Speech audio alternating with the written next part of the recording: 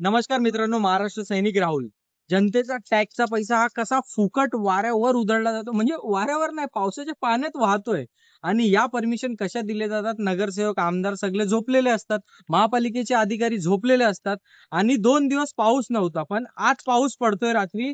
आणि आज सर्वांनी हे बघा, खड्डे बुजवायला घेतलेत. अशा प्रकारे खड्डे बुजवणार आहेत का तुम्ही? या प्रकारे जो जनतेच्या टॅक्सचा पैसा चाललाय ना, म्हणजे तुम्ही जर खड्डा फ्लॅट करताय, सिमेंट सुकायला टाइम लागतो. तर इथे बॅरिकेड ठेवा, काहीतरी ठेवा. पूर्ण रस्त्यावरती अशाच गोष्टी झाल्यात. मी तुम्हाला दाखवतोय. या गोष्टीवरती कारवाई कधी होणार आणि कधी अशा कंत्राटदारांना आपण ब्लॅकलिस्ट करणार? कारण जनतेचा पैसा असाच वाऱ्यावर उडतोय.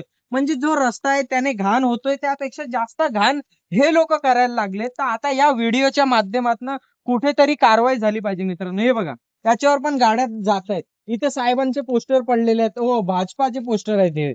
विचार करा तुम्ही, याच्यावर कारवाई कधी होणार? आणि आता आपण समस्त पकडलंय. मी सगळ्या क्लिप्स तुम्हाला दाखवल्यात. याच्यावर लवकरात लवकर कारवाई झाली पाहिजे. असे फालतूचे काम आम्हाला नाही पाहिजे. आमचा टॅक्सचा पैसा असा बर्बाद नाही झाला पाहिजे.